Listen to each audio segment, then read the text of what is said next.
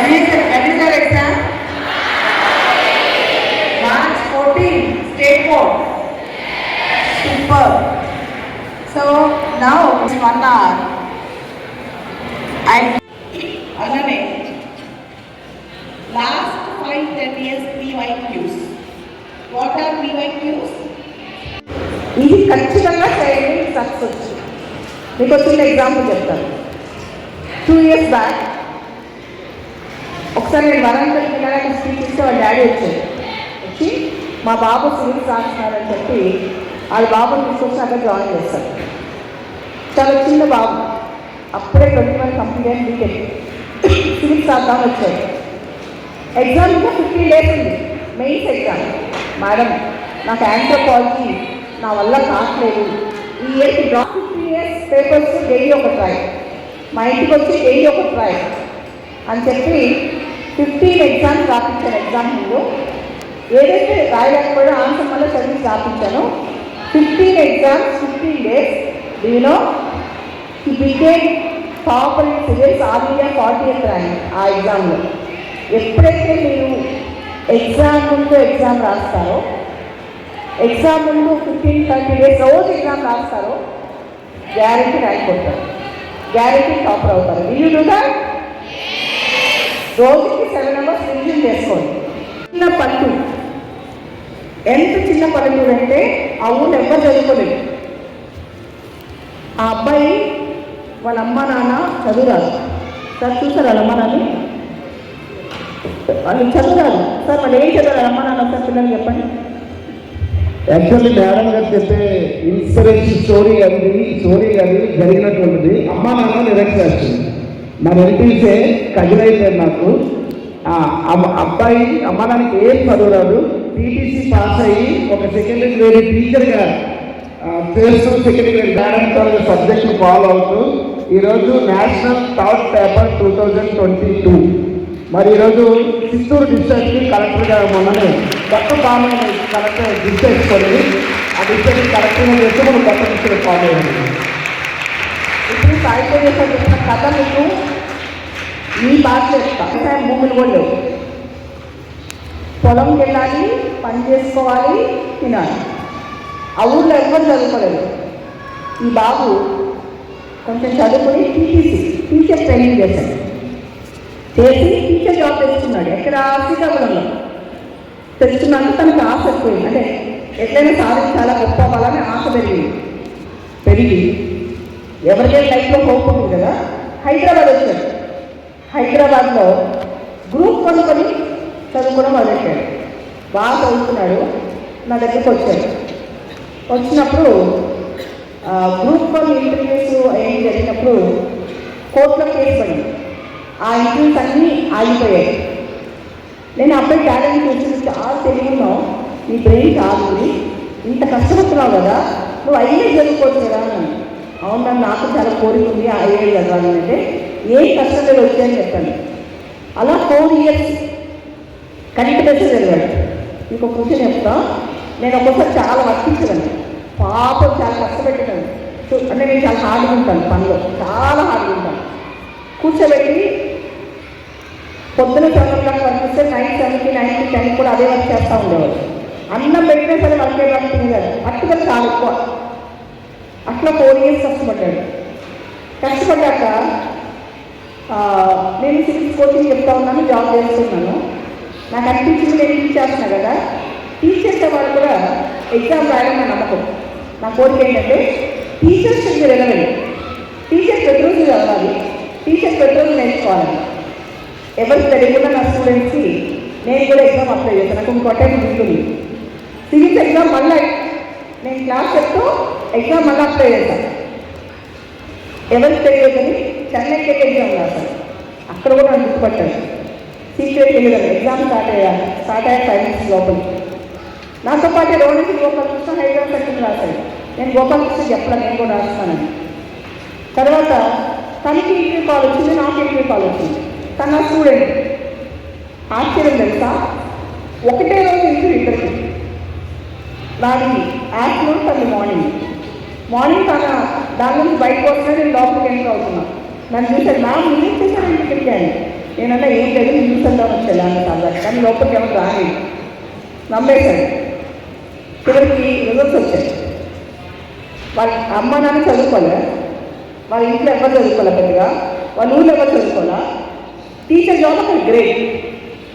అబ్బాయికి ఐఏఎస్లో రిజల్ట్స్ వచ్చినప్పుడు all India 3rd rank వచ్చింది. నాకు ఆల్ ఇండియా 167 ర్యాంక్ వచ్చింది. ఎన్నో ర్యాంకు? 3వ ర్యాంక్. సార్ బంధు, మన సార్ బంధు కజన్. ఆ ఊరు తీసుకెళ్తే మీరు ఆశ్చర్యపోతారు, ఈ ఊర్లో చదువు వచ్చిద్దాన్ని. నౌ ఈ joint collector in Prakasam district, Prakasam జిల్లా joint collector Rodanki Gopalakrishna. Okay, మనం అనుకుంటే మన స్టోరీ ఎట్లయినా మార్చచ్చు, మనం అనుకుంటే మన స్టోరీలో ఎంత మంచిగా చేయొచ్చు. ఆ పట్టుదల అనుకుంటారు. నేను చెప్పాను కదా, మార్నింగ్ 7కి వర్క్ ఇచ్చాను అనుకోండి, మా మేడం చెప్పింది కథలు కదండి కథలు. నేను హార్చుకుంటాను ఆ స్టూడెంట్స్, హాస్టల్స్ వాడు బాగుపడతాడు. మేడం కట్టం కాదు. మీ టీచర్స్ మీతో కట్టంగా ఉంటే, స్ట్రాంగ్గా ఉంటే రీజన్ మీ టీచర్ చెడ్డోడని కాదు, మీతో అంత స్ట్రాంగ్ ఉంటే మీకు మంచి జరుగుతుంది. ఇక్కడ చాలామంది టీచర్స్ వచ్చారు, ప్రిన్సిపల్స్ వచ్చారు, సాయి తేజ సార్ వచ్చారు విద్యానికేతన్ స్కూల్ నుంచి. మిమ్మల్ని అందరూ ఒక క్వశ్చన్ అడుగుతారు. ఇక్కడ మిమ్మల్ని అందరూ తీసుకోవాల్సిన అవసరం ఏంటి? సెయింట్ జోసెఫ్ స్కూల్ వాళ్ళు అనుకుంటా అవకాశం కల్పించాల్సిన అవసరం ఏంటి చెప్పండి. మీకు స్కూల్లో ప్రీ ఫైనల్స్ జరుగుతాయి, ఎగ్జామ్స్ సిలబస్ చెప్తారు, కానీ బాధ్యతమైన టాక్ ఎందుకు పెట్టించారు? ఇక్కడ ఏ హాస్టల్గా తీసుకొచ్చారు? వాళ్ళ పిల్లల కోసం అంత చేస్తారా? వాళ్ళ మ్యామ్ మీ ఓన్ కిడ్స్ కోసం మీరు అంత చేసి సార్ చేస్తుంటారా? ఇంత టైం పెట్టుంటారా? ఎందుకు చేస్తారు కదా సార్? నా స్పీచ్ ఉన్నాక మీరు 10th క్లాస్లోనే కాదు, లైఫ్లో పైకి వచ్చి ఒక మంచి పని చేస్తే, ఇప్పుడు గోపాలకృష్ణ ఉన్నాడు, ఎంతోమంది యూజ్ అవుతున్నాడు. Last week Andhra Pradesh health department joint secretary అయ్యాడు, ఎంతోమందికి హెల్త్ కోసం కృషి చేస్తున్నాడు. అట్లా మీరు మంచి చేస్తారని, మీ మంచి ఇక్కడ దాకా చేయగలరు. వీళ్ళు చూడా నిజంగా ఇంత శ్రమ తీసుకుని సార్ వారి కోసం డామినేట్ చేశారు కదా. వీళ్ళు good things in society, sure is it a promise. మీకు ఒక ట్రూ మోటివేషన్ స్టోరీ చెప్తాను, మీరు వినాలి. మీకు పవన్ కళ్యాణ్ గారు తెలుసా? ఎవరైనా? Who is miss Pawan Kalyan? Deputy CM of Andhra Pradesh sir. ఆయన ఏపీకి డిప్యూటీ సీఎం అయిన తర్వాత ఇండియాలో ఒక బెస్ట్ ఐఏఎస్ ఆఫీసర్ ఎవరు, ఆయన ఏపీకి తెచ్చి పనిచేస్తున్నా అని చెప్పి ఒక best IAS officer find out చేశారు. పిఎం మోడీ గారికి లెటర్ రాసి ఐఏఎస్ ఆఫీసర్ని ఆంధ్ర తెప్పించుకున్నారు. ఐఏఎస్ ఆఫీసర్ పేరు కృష్ణతేజ. ఆయన నా స్టూడెంట్, ఆయన స్టోరీ చెప్తాను.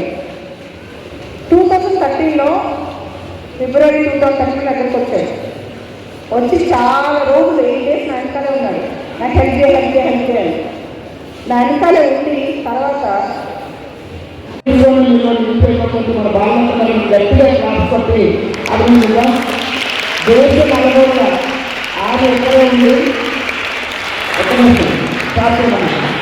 దేశం అనుభవంగా ఆమె ఐఏఎస్ ఐపీఎస్ స్టూడెంట్స్ మొత్తం మన దేశంలో ఏ ప్రాంతంలో ఆమె స్టూడెంట్స్ ఉంటారు.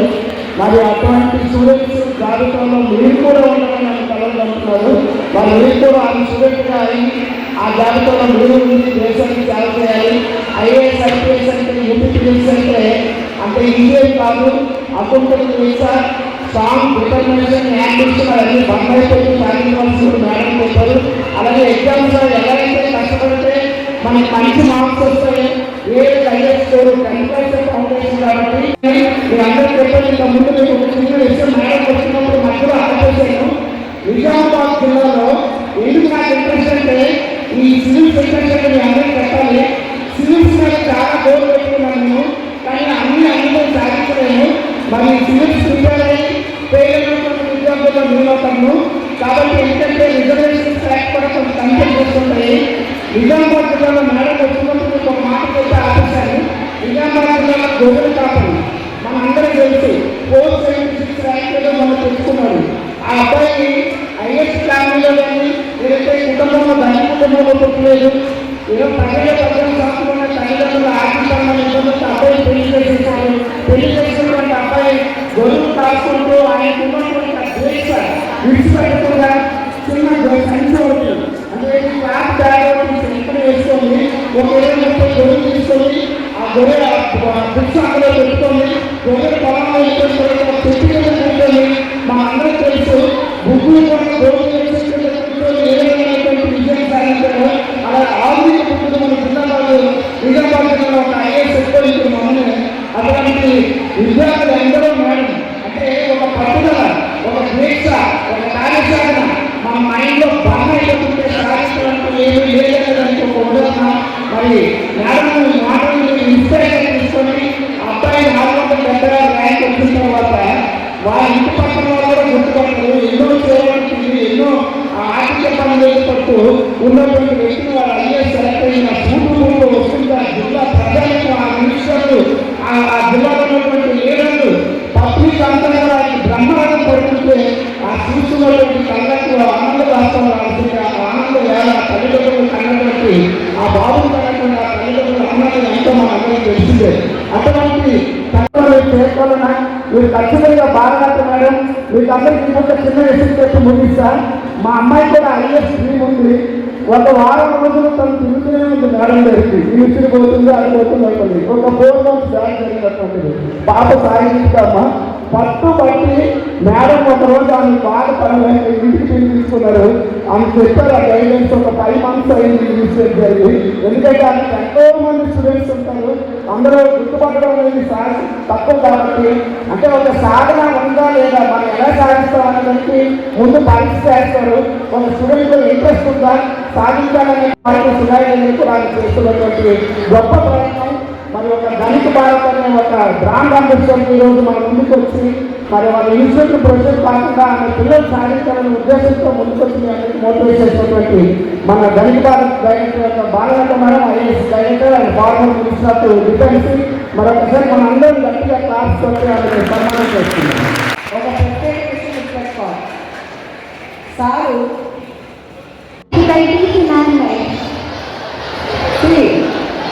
after seeing my life, you find me differently in your life. నన్ను చూసిన తర్వాత మీ లైఫ్ ఇంకా కష్టం అనిపిస్తా.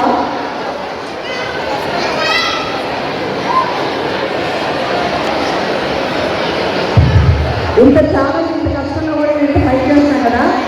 So be strong. Any support you can come to me. Thank you.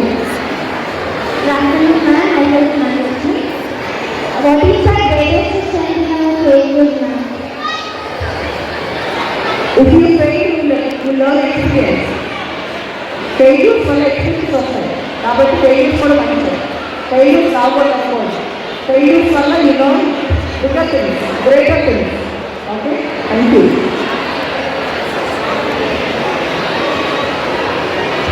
Good afternoon, ma'am. My name is Ankita from Education. చదవండి అంటే focus ఎలా ఉండాలి? ఎప్పుడు ఫోకస్ మిస్ అయినా మోటివేషన్ కోర్స్ అది స్వామి వివేకానంద నా వీడియోస్ చూడు. తర్వాత మీకు చెప్పుకో నేను 100% ఫోకస్గా ఉండాలి అని చెప్పి. Okay, all the best. All the tension students and community ఎంతమంది ఐఏఎస్ తయారు చేసినా వాళ్ళందరూ డిగ్రీ అయిపోయిన తర్వాత చాలామంది సిస్టంలో కొట్టుకుపోతున్నారు. మీ ఏజ్ గ్రూప్లో నాది మా దళిత కమ్యూనికేషన్ చైర్మన్ ఇంద్రన్ నారాయణ గారి కోరిక ఏంటంటే 14-15 సంవత్సరాల పిల్లలకి ఈరోజు నేర్పిస్తే వాళ్ళకి మంచి చెప్తే దేశం ఖచ్చితంగా మారుతా. మీకు మాట చెప్తాను. ఇందాక లాయిడ్ ఫార్మా అని చెప్పి విక్రమ్ నారాయణ గారు అని చెప్పారు కదా. చాలామంది అడుగుతుంటారు మేడం మీకు స్ఫూర్తి ఎవరని. నాకు ఆయనే స్ఫూర్తి. ఆయన మిషన్ స్ఫూర్తి ధనిక భారత్ మిషన్ ఉద్దేశం ఏంటంటే భారతదేశంలో ఒక్కరు కూడా ఆకలి ఉండకూడదు, ఒక్కరు కూడా పేదరికం ఉండకూడదు, అవినీతి రహిత భారతదేశం ఉంటారు, అవినీతి భారతదేశం ఉండకూడదు. అసలు ఈరోజు కూడా తనకున్న డబ్బుల్లో వాళ్ళ గ్రామానికి వాళ్ళ ఊరు అందరికీ అన్నం పెట్టారు ఫ్రీగా అన్నాదుతో అని చెప్పి అందరికీ రైతులు చేయిస్తారు.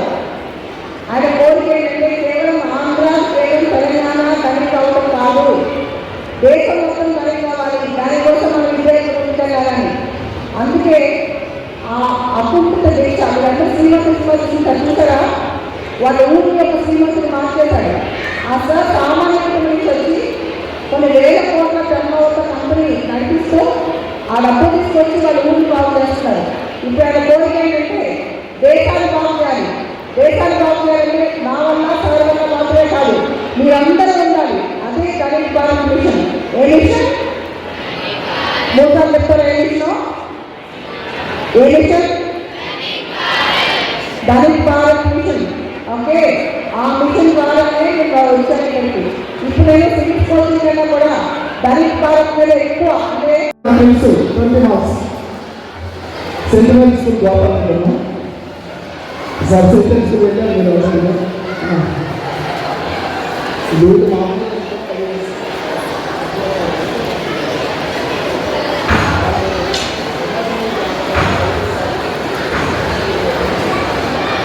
మామూలు రావడం మాకు చూడాలని ఇంటర్నేషనల్ ఉమెన్స్ డే కూడా ఉంది ఈరోజు. మరి అందులో అందరం కూడా ఆడపిల్లలు ఉంటే ఇచ్చి సన్మానించవలసింది కదా.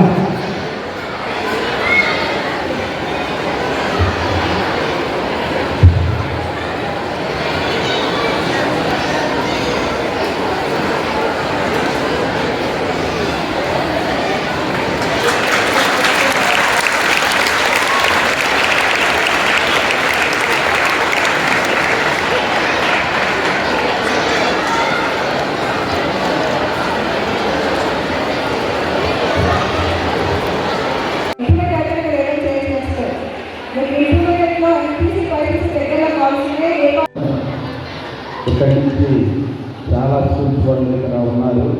ఇక్కడ ఉన్నటువంటి మేనేజింగ్ డైరెక్టర్ గారికి, కరెస్పాండెంట్ గారికి, అలానే ప్రిన్సిపల్ గారికి,